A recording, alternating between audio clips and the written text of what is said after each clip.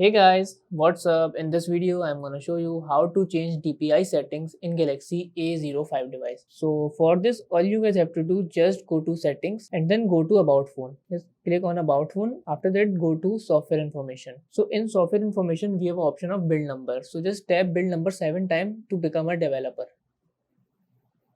As you see, we are now a developer. Now go back and then go to bottom. So there's an option of developer option. Just click here and then search for width here. Just tap to minimum width.